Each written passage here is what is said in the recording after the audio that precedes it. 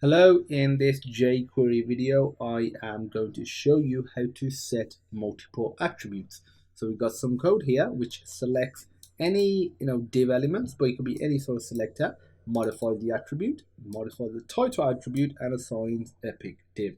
But maybe you want to do multiple different attribute changes instead of let's say duplicating this line a few times and changing the attribute value, the attribute name and the value. You can do it all using one function call. And so let's just add an extra attribute. For the sake of it, let's add in epic attr equals epic value. So if I reload, as you can see, it's appeared right here. And to change multiple, I'll comment this out.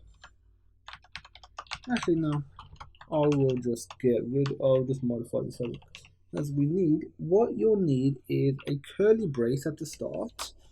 So right here, and you'll need a curly brace here as well. Let's just sort out the formatting of all of this. Okay, so here, instead of doing the name of the attribute, comma, then the value, put the name of the attribute, colon, then the value, then you put a comma. Now, this is a whole nother attribute change. So now if I were to do epic attr,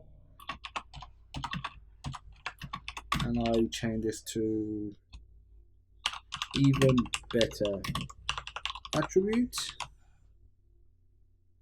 Oh, you know what? I'm going to change this to some characters that I like. Goku and Yoda.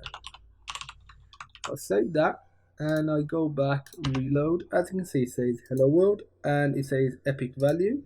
But if I were to click it, as you can see, both attributes have changed even though there was only one single function call right here. So that's how you set multiple attribute values. If you have any questions, feel free to pop me a message. And as usual, thank you for watching and I look forward to seeing you in the next video.